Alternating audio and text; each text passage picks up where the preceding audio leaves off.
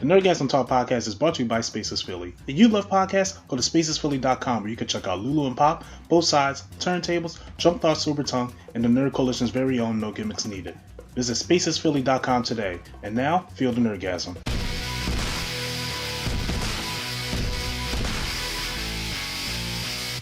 So, the new Obi-Wan show came out. Obi-Wan Kenobi. And of course, there was, when it comes to Obi-Wan, there is a character on there by the name of, Reva, I believe that's her name. I don't know the name. I haven't watched the show yet. So yeah, I still gotta get past the first episode. And it's not because it's boring, it's because I've been so busy. Yeah, same. So, but she's obviously a black character on Star Wars. Mm-hmm. Okay, I didn't think nothing of it. Now, right.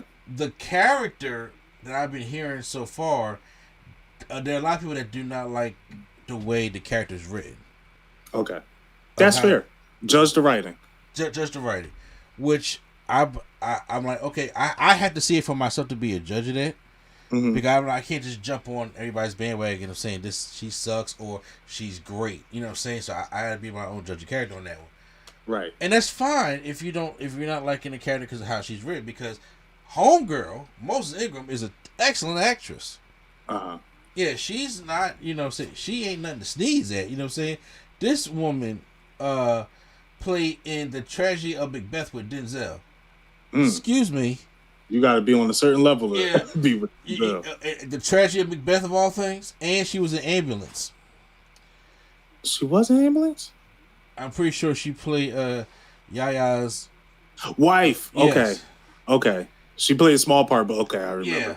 So, and she's been doing the Queen's Gambit for television. She does theater. So, Homegirl can act, okay? The only thing is, like, the Star Wars fandom, or people that sitting there, is very toxic. Very. Very fucking toxic, and they just put all types of racist shit up on her Instagram and stuff like that. And she revealed it and showed everybody that, hey, this is what I've been dealing with.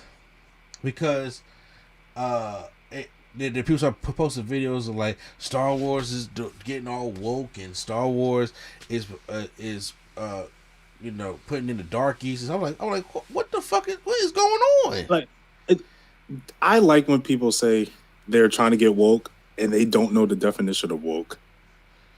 First of all, I was sitting there talking to my dad a couple weeks ago, and I was talking to my wife. I was just like, when the hell did they weaponize woke?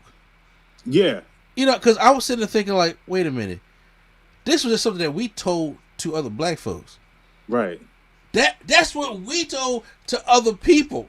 Not nowhere in America told us we talked about them getting woke. We were talking about us. You, brother, need to wake up. Yeah. And then it caught on, and then they started using the term woke, and then all of a sudden it got into the wrong hands. Next thing you know, now every time you hear it, it's just like, all right, so who y'all really talking about? Right. And I'm sitting there, I'm just like, why is all this necessary? Why is all this needed? And it always throws me off because everybody says, stop changing characters' race, right? Okay, fine. Then when they add new characters, they have a problem with the new characters also. Yep. Why it's not damned if you do, damned if you don't. Or just say you're racist. They're not going to admit that. It depends on what part they come from. They ain't got some people ain't got no problem saying that. But at least I know where you're coming from. But this right here, even Disney had to put out a saying, which they should have did, because they should have did this back when Homegirl was getting harassed from the Asian girl off of Rise of Skywalker. Mm-hmm. When she was getting harassed, and John Boyega. Yeah, John. I still feel robbed from Star Wars about John Boyega. Yeah. We didn't deserve that. And they, put out a thing about, that they stand with her and stuff like that, and to not be racist. And I'm like, I appreciate Disney coming out and saying something about it, but I'm like, y'all gotta say something like this is getting out of hand. Yeah. You see, like every time something new is coming out and they want to bring in diversity, whether they bring in black people, brown people, Asian people, Native American, it doesn't matter. Mm-hmm. It seems like we always got to deal with this problem, right?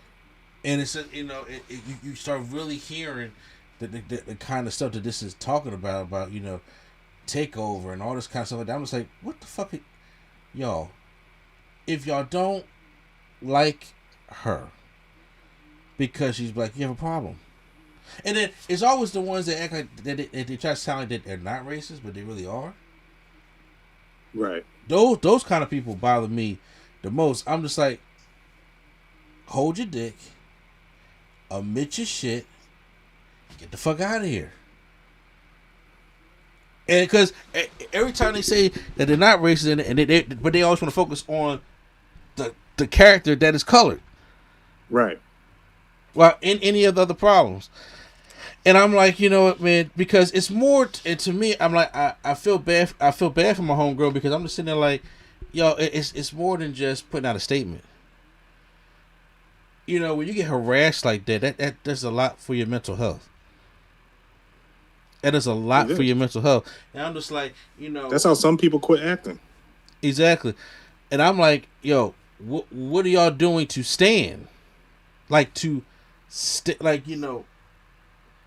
be with her. You know what I'm saying? Because right. I'm just like you can stand with her, but you also got to sit with her, walk with her, you know what I'm saying? Like you know what I'm saying? Don't be afraid of bullshit neither that's coming this way also, because this is just sickening. This is very sickening. Your thoughts on the matter? I'll say it like this, because it's going to sound evil and harsh, but it's like it almost feels like, well, here we go again. And it's to the point where it's like I feel numb to it. I'm going to support the actress or actor that's getting harassed, but it's like, here we go again, guys. You guys are always complaining about something when this is like, that's not the biggest point that has to be made. This universe takes place over a galaxy. There's over 2,000 species, and you decide to be racist. That's the one thing you have a problem with. Mm-hmm. I'm annoyed at this point because it feels like I hear it over. It's a yearly thing. And it's not just it's definitely prominent with Star Wars, because we had the same thing with Rey. We had the same thing with John Boyega. We had the same thing with every single time there's a Star Wars thing, there's always someone complaining. But this doesn't just lead to Star Wars. It's every single project I hear something new about it. So it sucks that I'm numb to it, but it sucks that I have to get to this point where I'm numb to it. But you know what? I look at it this way. Why do we have to be numb to it? I think I don't want to be numb to it. No. It's because it's happened so much over time, and it's like, bro, we're hearing this again. But okay, so I'm gonna go out on a limb here. Uh-huh. Okay, because here's the thing. Because I, just like you, have grown up in the nerd community. Yeah. And I have also omitted some things of my feelings towards blacks and whites and stuff like that.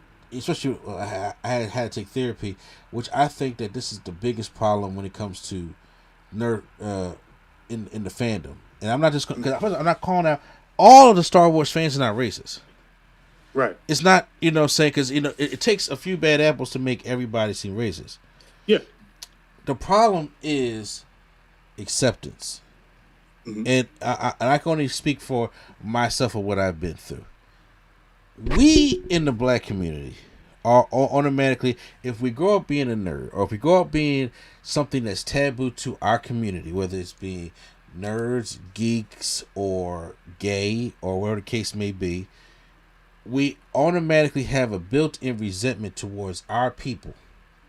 Mm-hmm. Jokingly or seriously. There were a couple of jokes that you made when I first met you. They were jokingly, but I'm just like, but that's the poison of the mindset that we're already in already. Yeah.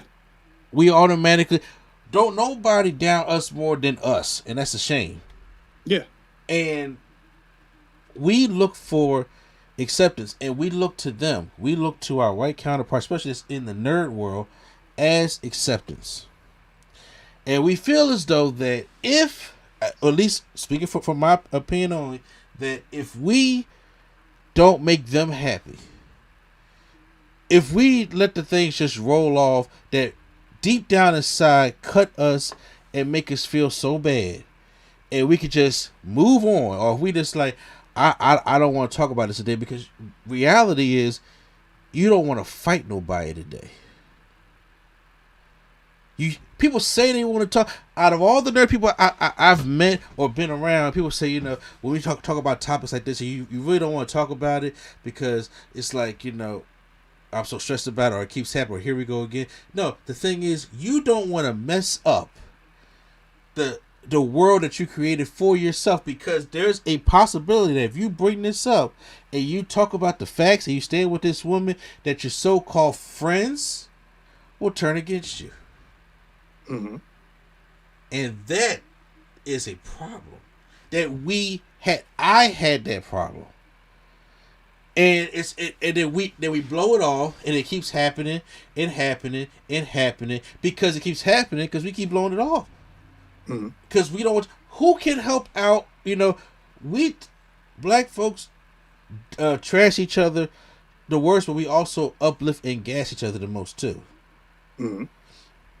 And when it comes to her community inside the nerd world, we have to be her pillars. We have to be her backbone. We have to try to lift this woman up and be like, hey, yo, what you doing is good. It's okay. They picked you for a reason. Mm-hmm. It's like somebody who's had daddy issues all their life, and they don't want to admit it, and they hate that guy, and they wish he was dead, whatever the case may be. But you know what?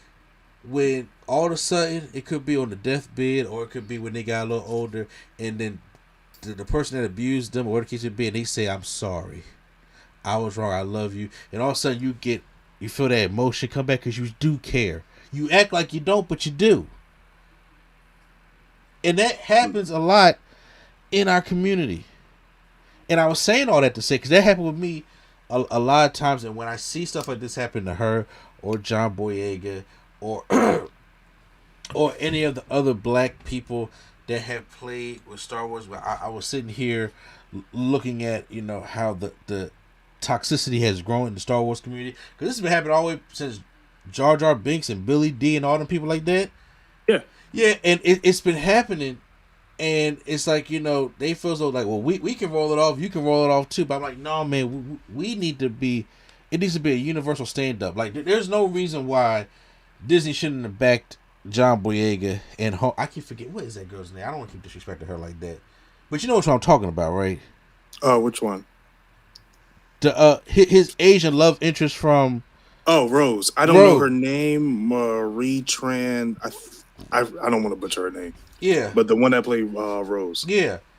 There's no reason why they shouldn't have had that support back then. The world is changing, and it's changing fast. And obviously people feel as though like, okay, well, now I feel a little bit more comfortable stepping up. But, bro, we don't need you when you're comfortable. Because how do these actors feel? They come at her. It's not her fault if she is doing a job. Right. If the writing is bad, that's not her fault. If the way the character is portrayed, it's not her fault. She, you know, if they picked her, she wasn't there for a casting call. It could have been for an extra. It could have been for something else. And if they say, we want you in this role, that's where you need to focus your attention on. But it's easy to get the punching bag because she's right there in the forefront, and she got to deal with all this. The people that picked her, the people that wrote the script for her, or the people that's been involved with her makeup artist, they got to deal with this shit. They don't have to deal with this. And it's one thing to say, I stand with you. Like, don't worry, those people are just, you know, racist assholes. No shit. We know that. but they don't know that you saying that. That's, to me, is more hurtful. It's like if I had, I have plenty of white friends in the nerd community, but when it comes time for it, who's stepping out there with me? Not stepping out there and telling me what I want to hear when the other evil side is not listening. You know what I'm saying? Mm-hmm. That's the problem. People don't want to admit that, but that's the truth. I met a couple people like that they'll talk to me in the corner, talk some man, it's cool, I got your back, they wrong, but they, you know what I'm saying, but they want to be all giddy. And it's like, leave me in the background, like, well, because you ain't got to really deal with that problem. Who wants to really deal with that problem? I feel bad for this woman. Right. She doing a job, and she has to deal with all this shit. And once again, you may hate the character. That's fine. But there's things that you're saying or the way you're presenting it that shows that it ain't just about the character. It's about who is playing the character. Because here's the funny thing. A lot of people did not like Captain Phasma. Yeah, she was wasted. And she was wasted. They didn't like her at all. But once again, the criticism that I heard from her compared to Rave and Obi-Wan is completely different. It is drastically different. It is drastically different. And those things right there, I think, one, as a community, we got to get better at, and two, as a society, we have to get better at. Oh, yeah, I agree. Support this. And, before I move on to the next topic, everybody want to hurry up and say their 2 cents and move on. But I have seen some YouTubers and some Star Wars fans that are white that have stood on their platform and condemned racism and racists. That takes balls to do. Mm-hmm. Because they're coming for your comment section. They coming for your social media. They're going to say a lot of mean and hateful things to you, but you know what? So what? It's like, I won't stay on the side of right, and then why they be on the side of wrong? So that I extend my hat to them for doing things like that. And one thing I wanted to talk, I briefly wanted to get out because we haven't done a podcast in a couple weeks. And I've been doing a lot of the wrestling podcasts, and I feel bad at myself because me and you could not get together, because me and you usually get together on stuff like this. I never offered my condolences or support for what happened in Buffalo or what happened in Texas. Mm-hmm. And plenty others that's been going on around the world. I'm not just talking about them two, but those have been the last two that's been highlighted, that Tops Market in Buffalo, New York, with the white supremacists killing all those black people in that supermarket. And then, of course, all those Hispanic kids being killed in Uvalde, Texas from the gun shooting, saying the school shooting. We have a gun problem. Yeah. And I felt bad because I didn't come on the platform, and usually when things like this happen, I like to go give my 2 cents, give my support. Even sometimes we remember we had a live stream to help raise money. Yeah. And unfortunately, like I said, our lives and things in our life has been a lot different that me and Swag could not get together to do things like that. But I just want to take the time that, I stand to make a change. Right. And anybody out there, they need to make a change too, because right now, it's getting to the point right now, like, how I feel about movies, right? Yeah. I have not, now, I don't know how much often you pay attention to the channel. I have not put up movie reviews like that for the past 6 months. Mm-hmm. Because I have been going to the movies. Right. And me and my wife haven't been doing much of anything because the world is too damn crazy out there. It is. It's like you don't know where you're going to go, because everywhere you look, it's like, do I got to worry about getting sick from COVID, or do I got to worry about going to my old neighborhood and then have an urban youth shelter place, or do I got to worry about going somewhere else and being attacked because of races, or how my kids will go to school, they got to worry about a school shooter. Like, this is the world we living in. Right. Like, are you serious? This is the world we live in. I'm like, you should not be scared to go out and live your life. But so much stuff is happening. You should then think, like, my God, I don't even want to leave my house. Right. I don't even want to. Now, of course, I went out to the movies to see Doctor Strange and had a good time with it. But I'm saying, but those kind of things, like, you just don't even want to leave your house because even with where we live, because for those listening, we live in Philly, and then they just had an incident this weekend on South Street. Yeah. You know how much I go to South Street? Or used to? Mm-hmm. Me and my wife go out there and get some Lorenzo's. Every Tuesday. You know what I'm saying? Go out there and get some Lorenzo, stuff like that. Those things would be great. And you don't even want to go out there no more because somebody had an argument. Mm-hmm. It's just stupid. This whole thing is stupid. You know, there is, on my birthday, they're having a march on Washington, like, you know, March for Our Lives. If it, you know, and I'm sitting there thinking, like, damn, I didn't know about it because I had planned for all my friends to come over on my birthday because I haven't seen anybody like that often in a while. But I'm just like, but you know what? I want to support that. So, you know, maybe after the podcast, stuff like that, I'll find links for people to help support that. But, you know, you got to find a way to fight somehow. Yeah. And turning your cheek to it, because I want, this is what the woke thing was for other black people. I want, because when I met Swag on Zero back in the day, there were a lot of things he turned his head from, which I am proud of him now for looking straight on. Is that a fair assessment? I mean, I was still straight on back then. I just didn't advertise it because I don't want it to make it about myself. Fair. So once again, that was an unlawfully criticism. So my apologies.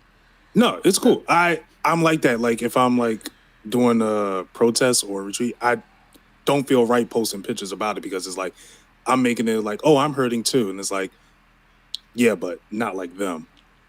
They're the focus that we need to give. That to too, them. but the people do need comfort. And that is true. There comes to comfort in your act. Because one thing that gives me comfort is the actions of the people. Yeah.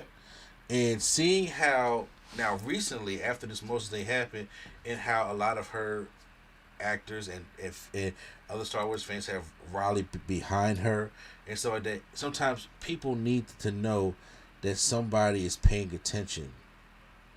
To know that it's like, you know, with the things that's going on. When I see people on social media that I know that's telling everybody to go vote, it makes you feel good, right? Because they're paying attention instead of worrying about this meme, that meme, and this and they say, you know, I'm gonna take the time today to tell everybody to go vote. It ain't about making them about themselves.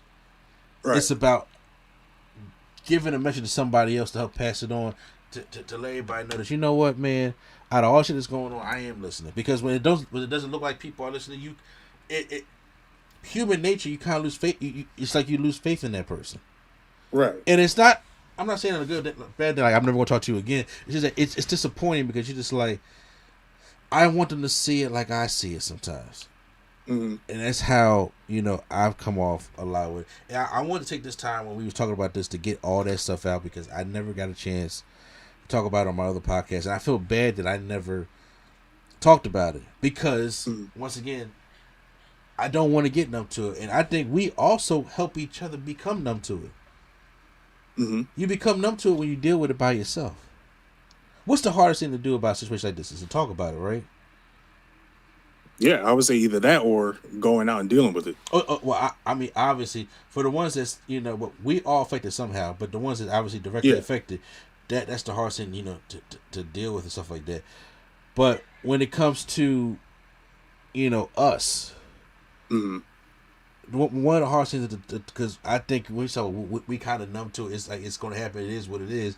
But the hardest thing to talk about, the hardest thing to do is to talk about it.